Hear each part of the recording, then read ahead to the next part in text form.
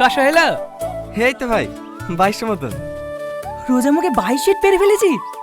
আরে শালা খাইবলি মাল, এমনি তো সবাই মেশিন বিলি ডাকে না, শেহরি খাই শুরু করে ইফতার পর্যন্ত খাপায়। আসসালামু আলাইকুম। ঈদের সকাল নাটকের শেষ দৃশ্যে আমরা যা দেখেছি তাতে আমাদের সবার মনেই এখন একটা প্রশ্ন, এরপর কি? প্রিয় দর্শক, আমি জানি আপনারা অধীর আগ্রহে অপেক্ষা করছেন আগুন আর প্রিয়ার ভাগ্যে আসলে কি ঘটতে যাচ্ছে তা দেখার জন্য।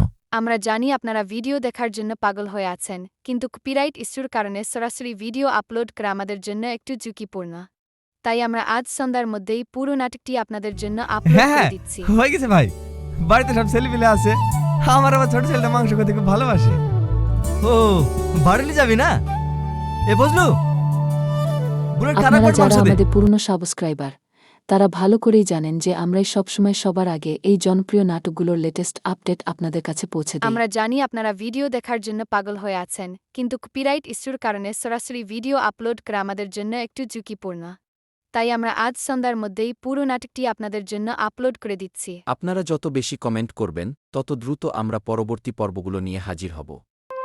তাই কমেন্টে জানিয়ে দিন আরে লিয়া নতুন এপিসোড শেখ, দেখার জন্য কত কারা কারা ব্যস্ত অপেক্ষা হয়েছো কেনে? করছেন। আমাদের তো চলুন তোমার সাথে আড্ডা অপেক্ষা করি সেই মুহূর্তের জন্য যখন গল্প নেবে এক ভয়ঙ্কর মোড়। আপনাদের মাথায় ঘুরছে শেষ মুহূর্তে যা ঘটেছিল সেটা যেন পুরো গল্পকেই অন্যদিকে ঘুরিয়ে দিয়েছে। আর সেই কারণেই এখন সবার মনে একটাই প্রশ্ন, এরপর কি হতে যাচ্ছে? আপনারা কতজন এই নতুন এপিসোডটি দেখার জন্য প্রস্তুত? কমেন্টে আপনার নাম লিখে জানান। যার কমেন্ট সবচেয়ে বেশি ভালো হবে তাকে আমরা স্পেশাল থ্যাঙ্কস দেব। যত বেশি কমেন্ট আসবে আমরা তত দ্রুত ভিডিওটি পাবলিক করে দেব। সাথেই থাকুন।